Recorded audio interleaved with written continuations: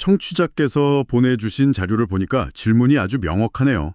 2026년 상반기 프로티나의 주가 향방은 작년에 상장한 바이오 기업 중에서 사실 제일 뜨거웠던 곳이잖아요. 네, 맞습니다. 주가 상승률이 엄청났죠. 그렇죠. 근데 진짜 질문은 그래서 앞으로는 이거일 겁니다. 저희가 주가를 딱 예측할 수는 없지만요. 보내주신 자료들을 가지고 앞으로 이 프로티나의 가치를 움직일 핵심 동력이 뭔지, 또 우리가 뭘 봐야 할지 그 큰 그림을 한번 그려보겠습니다. 네, 오늘 자료들이 아주 시의적절하고 흥미롭습니다. 프로티나의 기술 자료나 재무 데이터는 기본이고요. 마침 지난주에 있었던 암젠의 대규모 인수합병 소식이나 JP모건 헬스케어 컨퍼런스 분위기 같은 외부 자료들도 있거든요. 이걸 다 모아서 보면 프로티나를 둘러싼 기회랑 위험 요인이 아주 입체적으로 보입니다. 오늘 이 시간을 통해서 프로티나의 잠재력을 판단하는 자신만의 관점을 세우는 데 필요한 핵심 정보들 다 얻어가질 수 있도록 한번 깊이 파고들어보죠. 좋습니다. 그럼 바로 본론으로 들어가죠.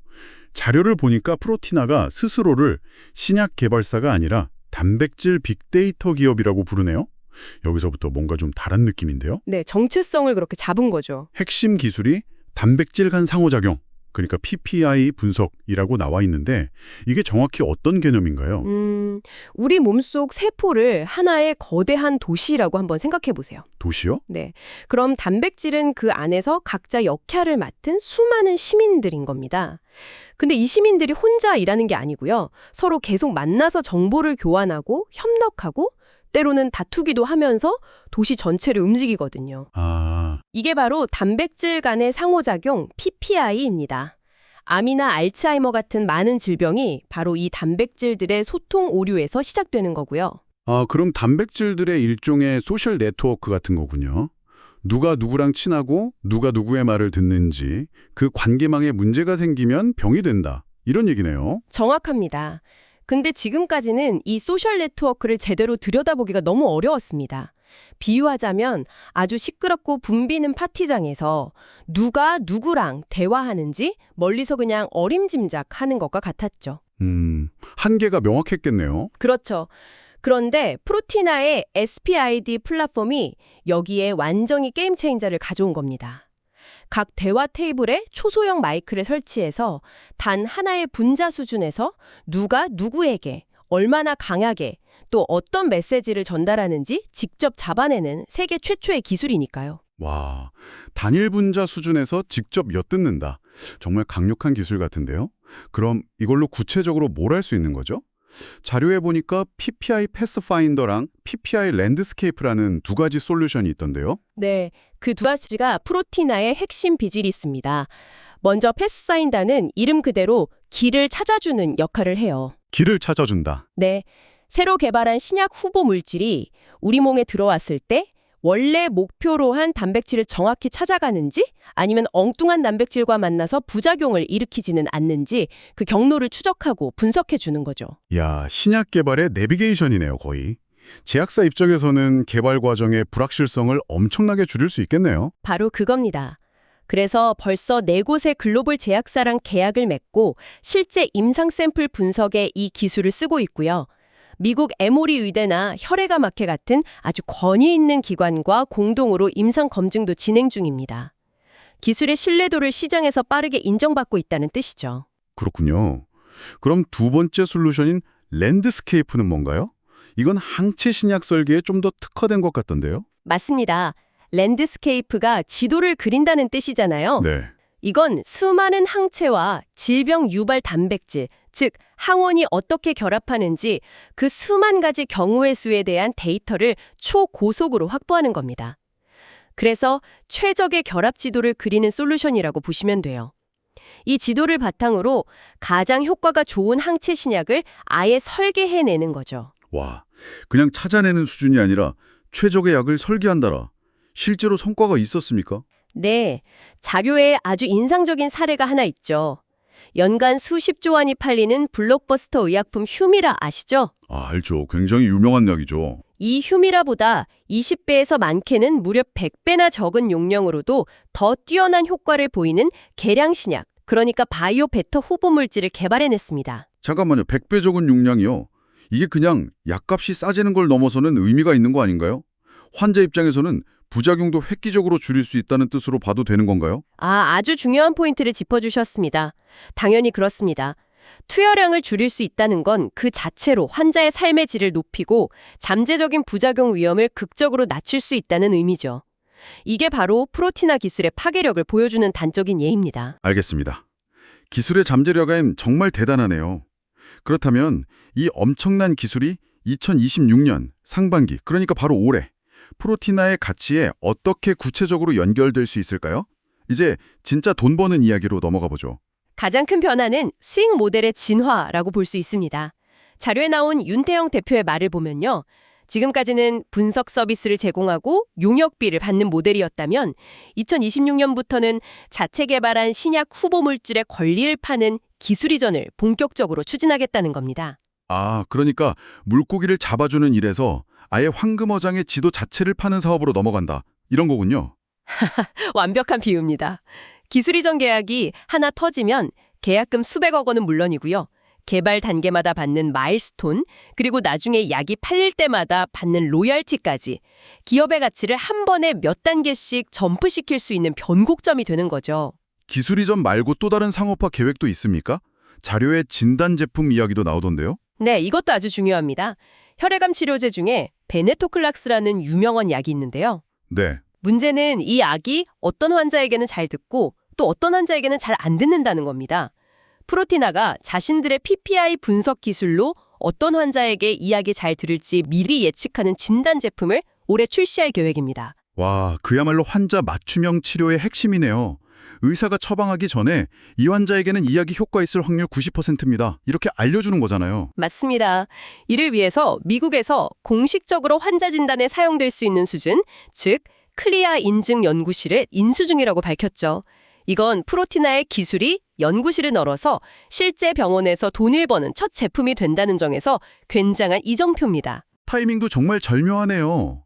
1월이면 바이오 업계 최대 행사인 JP모건 헬스케어 컨퍼런스가 열리는 달이고 전 세계 빅파마들의 돈이 어디로 쏠릴지 관심이 집중되는 시기잖아요. 바로 그겁니다.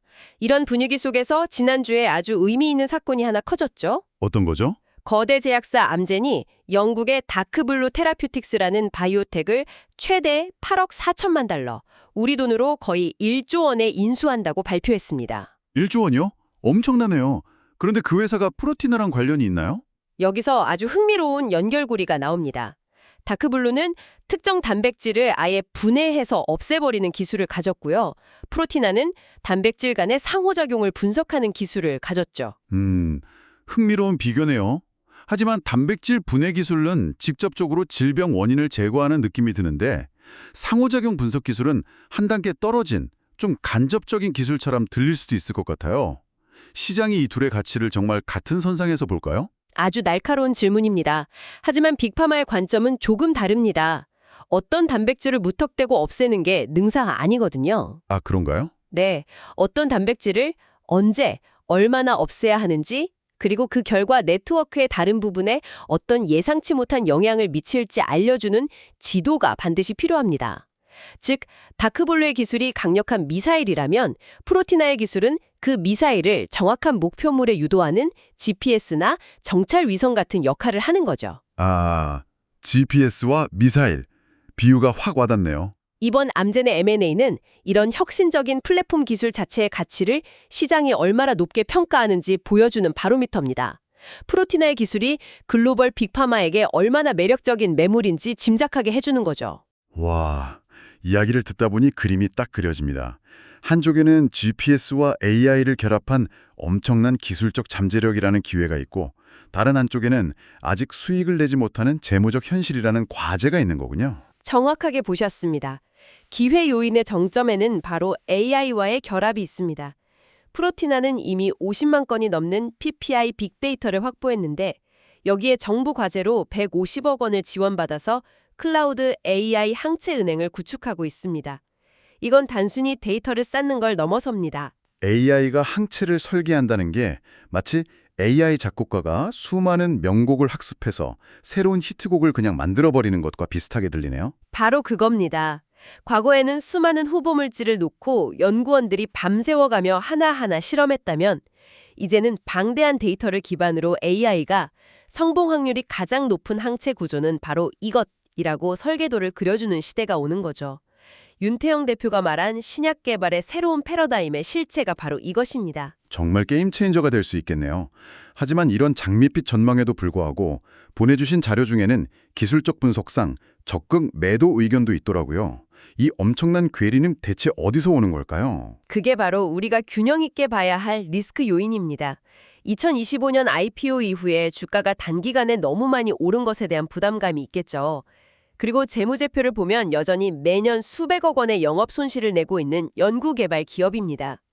윤 대표 스스로도 손익분기점 달성을 2026년 말이나 2027년으로 예상하고 있거든요. 결국 앞으로 돈을 잘 벌 것이다 라는 기대감과 하지만 지금 당장은 돈을 못 벌고 있다는 현실 사이의 줄다리기네요. 맞습니다. 앞서 말한 기술 이전 계약이나 진단 제품 출시 같은 계획들이 시장의 기대만큼 빠르고 성공적으로 진행되지 않는다면 그 실망감이 주가에 반영될 수 있는 거죠. 따라서 투자자 입장에서는 회사가 발표하는 계획들의 진행 상황을 분기별로 아주 꼼꼼하게 체크해야 합니다. 약속이 현실이 되는 속도가 관건인 셈이죠. 자, 그럼 오늘 프로티나에 대한 깊이 있는 분석을 슬슬 마무리해 보겠습니다. 2020년 상반기를 전망하는 데 있어 핵심을 정리해보면 이렇네요. 첫째, 단백질의 소셜 네트워크를 엿듣는 독보적인 플랫폼 기술.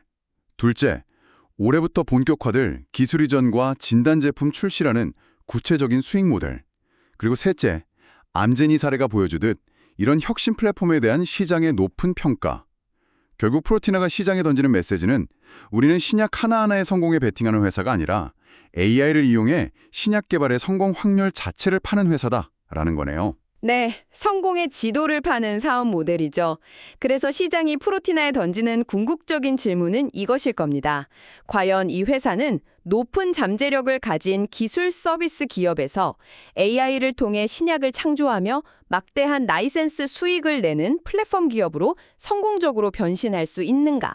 앞으로 6개월 동안 우리가 듣게 될 소식들이 그 질문에 대한 아주 중요한 힌트가 될 겁니다. 마지막으로 청취자께서 혼자 곱씹어 볼 만한 질문을 하나 던지면서 마무리하겠습니다. 오늘 우리는 단백질의 상호작용 지도를 그리는 프로티나와 특정 단백질을 분해해서 없애버리는 기술을 가진 기업에 1조 원을 투자한 암젠의 사례를 봤습니다.